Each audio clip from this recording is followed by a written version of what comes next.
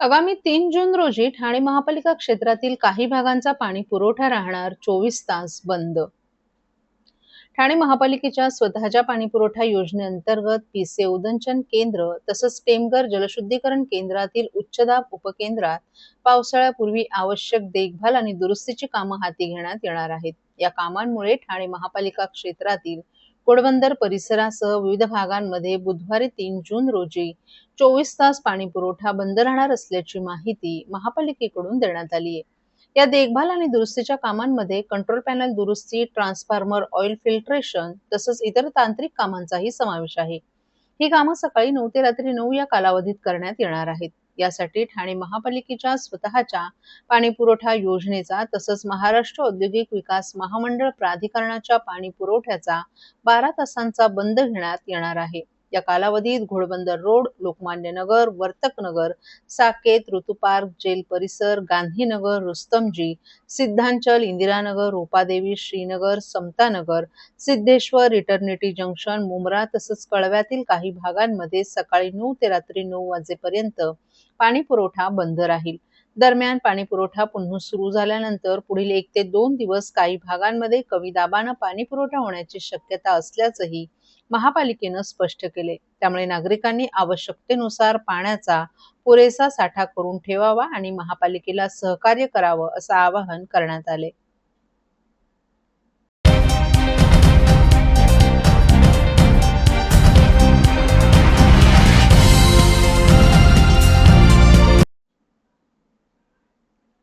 आनंद जनसंवादाद्वारे शिवसेना जनतेच्या द्वारी शाखेतच होणार समस्यांचं निराकरण. धर्मवीर आनंद दिघे यांच्या प्रेरणेतून आनंद आश्रमातील जनता दरबाराच्या धर्तीवर शिवसेनेचे माजी महापौर अशोक वैती आणि सहकाऱ्यांनी सुरू केलेल्या आनंद जनसंवाद मधून शिवसेना आता थेट जनतेच्या दारी पोहोचते. नागरिकांच्या समस्यांवर थेट संवादातून तोडगा काढण्याच्या उद्देशानं सुरू करण्यात आलेल्या पहिल्याच आनंद जनसंवाद या उपक्रमाला महात्मा फुले नगर शिवसेना शाखेत उत्स्फूर्त प्रतिसाद मिळाला. या बैठकीत परिसरातील पाणी टंचाई, जलकुंभ, पार्किंग, वाहतूक कोंडीसह विविध प्रश्न नागरिकांनी मांडले. महात्मा फुले नगरासाठी स्वतंत्र जलकुंभ उभारण्याकरिता ठाणे महापालिकेच्या अर्थसंकल्पातून तसंच उपमुख्यमंत्री एकनाथ शिंदे यांच्या माध्यमातून निधी उपलब्ध झाल्याची माहिती शिवसेनेचे माजी महापौर अशोक वैती यांनी दिली आहे. तसंच पुढील आठवड्यात पाणीपुरवठा विभागाच्या अधिकाऱ्यांसमवेत या संदर्भात महत्त्वपूर्ण बैठक होणार असल्याचंही त्यांनी स्पष्ट केल्यानं महात्मा फुले नगरवासियांचा पाणी प्रश्न आता मार्गी लागेल. महात्मा फुले नगर येथील शिवसेना शाखेत शुक्रवारी आनंद जनसंवाद उपक्रमाचा शुभारंभ करण्यात आला. यापूर्वी टेंभी नाक्यावरील आनंद आश्रमात हा उपक्रम सुरू करण्यात आला होता. मात्र उपमुख्यमंत्री एकनाथ शिंदे यांनी थेट जनतेपर्यंत पोहोचा या दिलेल्या निर्देशानुसार आता हा उपक्रम प्रत्येक शाखेत आणि थेट नागरिकांच्या दारी राबवण्यात येत असल्याचं अशोक वैती यांनी सांगितलं. शुक्रवारच्या या कार्यक्रमाला शिवसेनेचे अनेक पदाधिकारी, कार्यकर्ते आणि स्थानिक नागरिकही मोठ्या संख्येनं उपस्थित होते.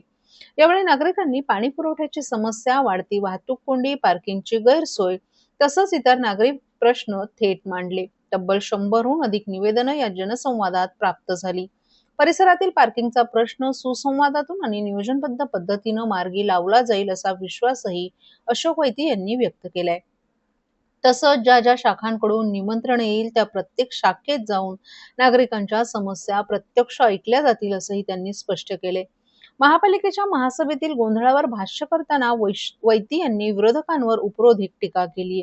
पालिकेत 200 कोटींच्या भ्रष्टाचाराचे आरोप केले जातात, मात्र बजेटच 100 कोटींचं असेल तर एवढा भ्रष्टाचार झाला कुठून असा सवालही त्यांनी उपस्थित केलाय. केवळ आरोप करून चालत नाही तर भ्रष्टाचार सिद्धही झाला पाहिजे असं सांगत महासभेपूर्वी सर्वपक्षीय गटनेत्यांच्या बैठकीत सविस्तर चर्चा होत असते तरीही सभागृहात गोंधळ घालणं म्हणजे स्वतःला हुशार सिद्ध करण्याचा प्रयत्न असल्याची उपरोधिक टीकाही त्यांनी नाव न घेता केली. तर माजी उपमहापौर राजेंद्र साप्ते यांनी आनंद जनसंवाद उपक्रमाचं कौतुक करताना धर्मवीर आनंद दिघे यांच्या आनंद आश्रमातील जनता दरबाराच्या धर्तीवर हा उपक्रम सुरू झाल्याचं सांगितलं. शिवसेनेनं आजवर 125हून अधिक जनता दरबार घेतले असून नागरिकांना प्रश्नांकडे वारंवार धाव घेण्याची गरज भासू नये म्हणून शाखा स्तरावरच प्रश्न सोडवण्याचा प्रयत्न केला जात असल्याचंही त्यांनी नमूद केलं. जनतेच्या दारापर्यंत आपण पोहोचतो आणि आज जनसंवाद उपक्रम सुरू करण्यात आलाय, काय सांगाल? अ, आनंद जनसंवाद हा जनतेच्या पर्यंत जावा अशा प्रकारची सूचना सन्माननीय एकनाथ शिंदे साहेब यांनी केलेली आहे आम्हाला.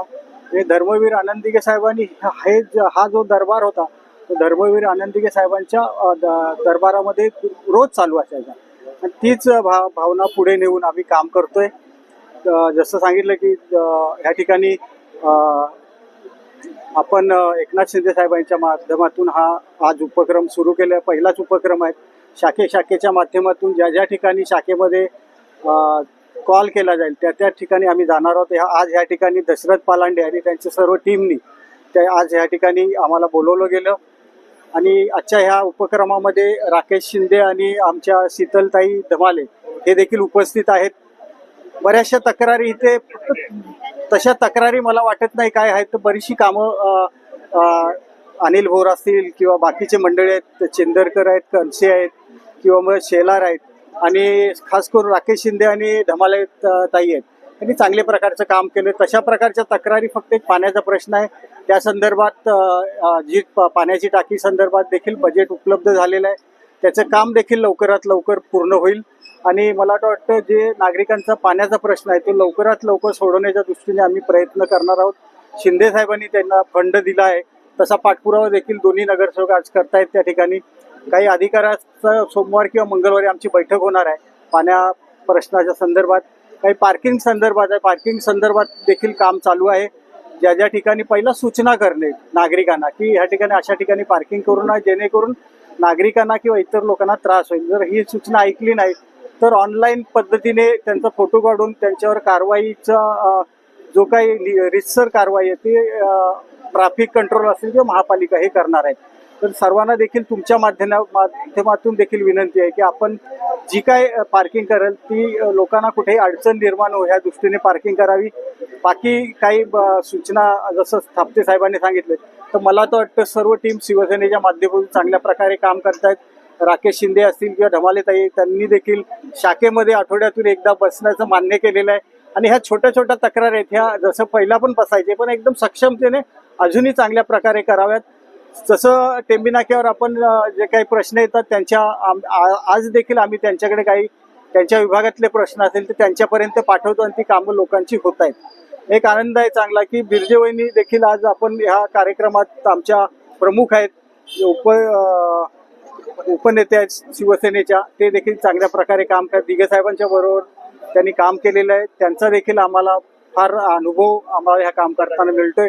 नक्की भविष्यामध्ये अजूनही चांगल्या प्रकारे लोकांच्या सुखसुविधा असतील त्यामध्ये आम्ही नक्की काम करू. दोन्ही नगरसेवक या विभागासाठी इतरही काय नगरसेवक ते तत्परतेने काम करतील आणि आम्ही ज्या ज्या काही सूचना त्यांच्यापर्यंत पाठवतो त्या सूचनेचा आदर करून ते काम नागरिकांना करून देत आहेत.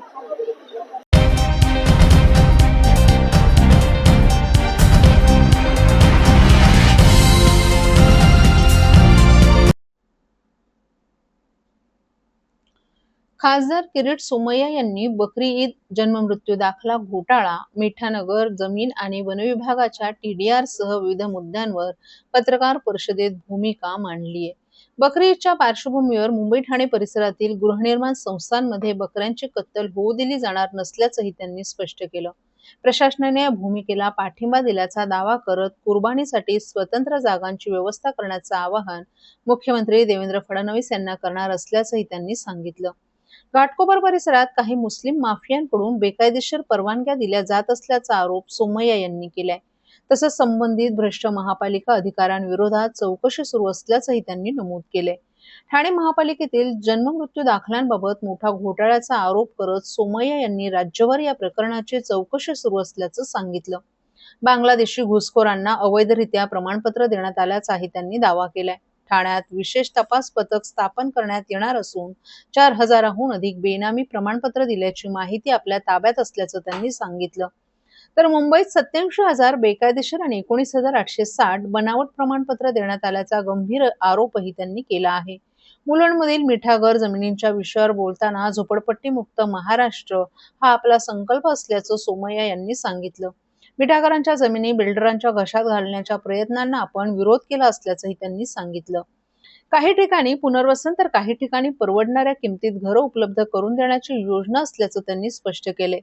वन विभागाच्या टीडीआर विषयावर प्रतिक्रिया देताना हा जुना विषय असल्याचं सांगत वनक्षेत्र सुरक्षित ठेवून संबंधित जमीन मालकांना टीडीआर देण्याचा निर्णय योग्य असल्याचं मतही त्यांनी व्यक्त केलंय.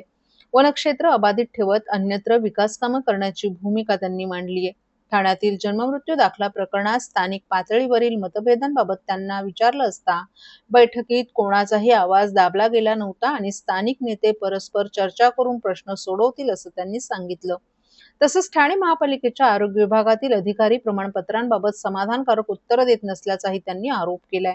दरम्यान भाजपवर करण्यात आलेल्या आरोपांबाबत प्रतिक्रिया देताना खासदार किरीट सोमय्या यांनी आपण संजय राऊत यांची मानसिक अवस्था समजू शकतो अशी टोलेबाजी केली आहे. बकरी ईद च्या दिवशी मुंबई ठाणे परिसरात हाऊसिंग सोसायटीमध्ये बकरे कापू द्यायचे नाही या आमच्या मोहिमेला दोन्ही जिल्ह्यातल्या दोन्ही शहरातल्या प्रशासनाने महापालिकेने बऱ्यापैकी साथ दिली.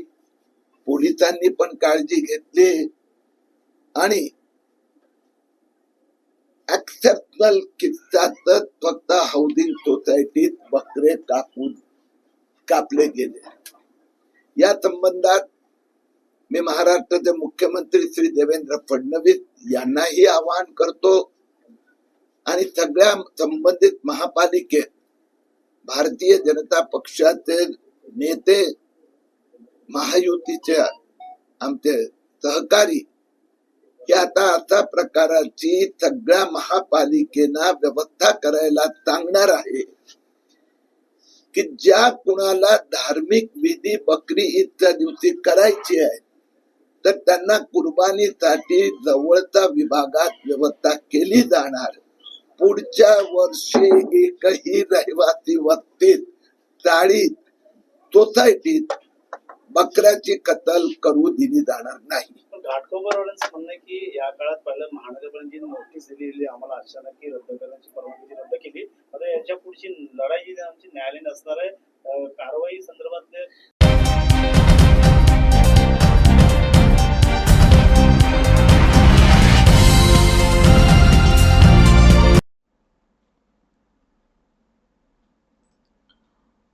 अनोळखी मृतदेहाच्या खुनाचा उलगडा, ठाणे ग्रामीण गुन्हे शाखेची 48 तासात मोठी कारवाई. ठाणे ग्रामीण पोलिसांनी अवघ्या 48 तासात एका अज्ञात मृतदेहाच्या खुनाचा उलगडा करत 2 आरोपींना अटक केली आहे. वाशिंद परिसरातील शेतात कुजलेल्या अवस्थेत आढळलेल्या मृतदेहाची ओळख पटवत पोलिसांनी ही उल्लेखनीय कामगिरी केली आहे.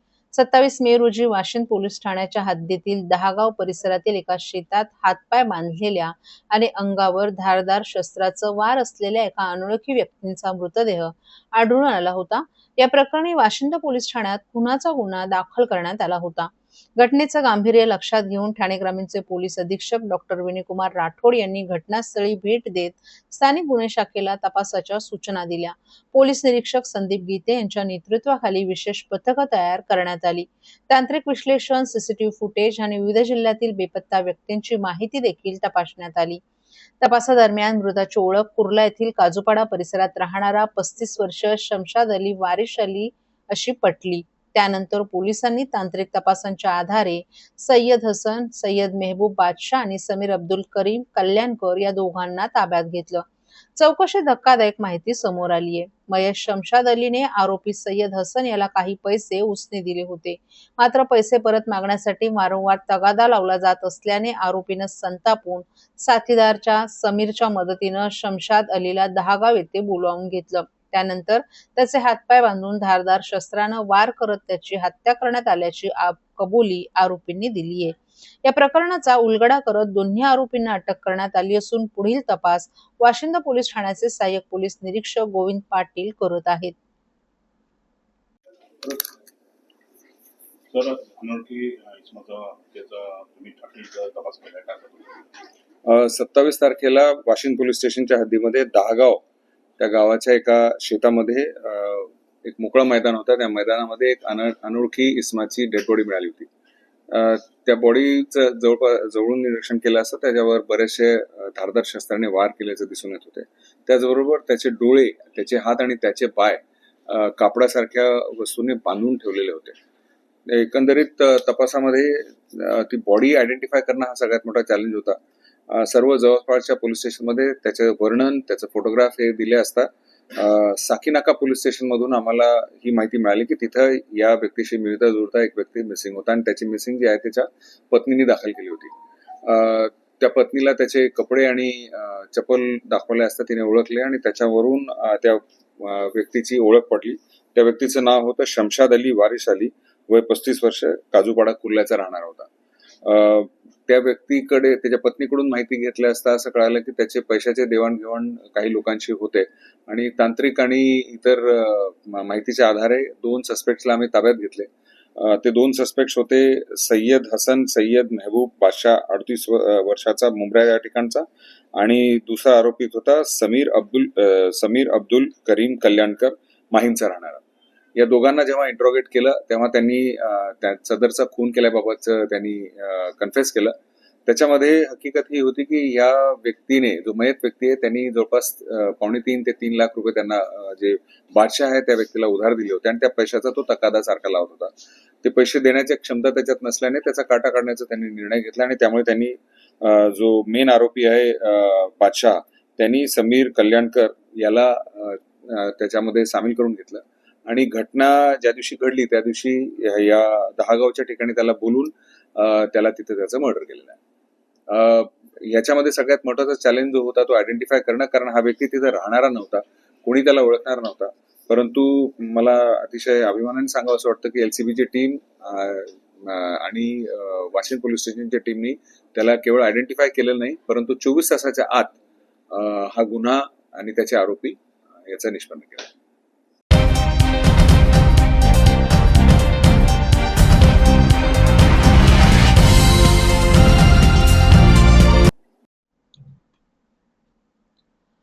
$2,800 कोटींच्या TDR बाबत आयुक्तांनी ठाणेकरांना खुलासा करावा, भाजपचे नगरसेवक नारायण पवार यांची मागणी.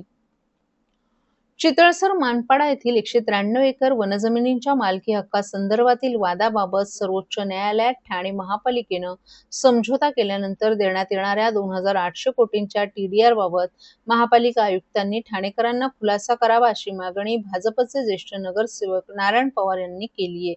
तसंच 2,800 कोटींचा TDR शहरात वापरल्यास नागरी सुविधांचा बोजवारा उडेल अशी भीती व्यक्त केली आहे. मेसर्स डी दयाबाई अँड कंपनीच्या मालकीची 193 एकर जमीन असल्याचा निर्णय आणि उद्यान आरक्षणाचा हक्क सर्वोच्च न्यायालयानं अबाधित ठेवलाय. तसंच या निकालानंतर जमिनीच्या मोबदल्यात 2,800 कोटी रुपयांचा TDR देण्याची प्रक्रिया ठाणे महापालिकेकडून वेगानं सुरू झाली आहे, असं वृत्त प्रसारमाध्यमांमध्ये प्रसिद्ध झाले. त्यावरून ज्येष्ठ नगरसेवक नारायण पवार यांनी महापालिकेकडे खुलासा करण्याची मागणी केली आहे. तब्बल 2,800 कोटी रुपयांचा TDRचा हक्क देण्याचा महापालिकेनं घेतलेला निर्णय हा ठाणे शहरातील सर्वसामान्य नागरिकांच्या सोयीसुविधांवर विपरीत परिणाम करणारा ठरेल, असं भाकीतही नारायण पवार यांनी केलं आहे. Messrs D Dayabai and company बरोबर महापालिकेनं समझोता करण्याचा निर्णय का घेतला, या निर्णयावर अंतिम स्वाक्षरी, समझोत्याची शिफारस आणि समझोत्याचा प्रस्ताव कोणी तयार केला, या निर्णयाबाबत वनविभागाला अवगत केलं होतं का, संबंधित जागेचा TDR देण्याबाबत एप्रिल 2019 मध्ये निर्णय कोणत्या अधिकाऱ्याने घेतल्या, तसंच त्याची अंमलबजावणी करण्याबाबत कोणत्या तांत्रिक अडचणी उद्भवल्या, या कंपनीबरोबर समझोता करण्याबाबत महापालिकेनं महासभेला विश्वासात का घेतले नाही, असे सवाल नगरसेवक नारायण पवार यांनी उपस्थित केलेत. तसंच या कंपनीबरोबर समझोता करण्याची घाई का केली, समझोता केला नसता तर महापालिकेचं आणि ठाणेकरांचं कोणतं नुकसान होत होतं, याबाबत माहिती देण्याची त्यांनी मागणी केली आहे. मेसर्स डी दयाबाई अँड कंपनीने जुने ठाणे आणि महापालिका क्षेत्रातील दाटीवाटीच्या क्षेत्रात TDR वापरल्यास तेथील नागरी सुविधांवर पडणाऱ्या ताणाचा महापालिकेनं अभ्यास केला आहे का, तसंच या कंपनीबरोबर समझोता करण्यापूर्वी महापालिकेनं न्यायालयीन खर्च वसूल करण्याची अट ठेवली आहे का, असा सवालही नगरसेवक नारायण पवार यांनी केला आहे.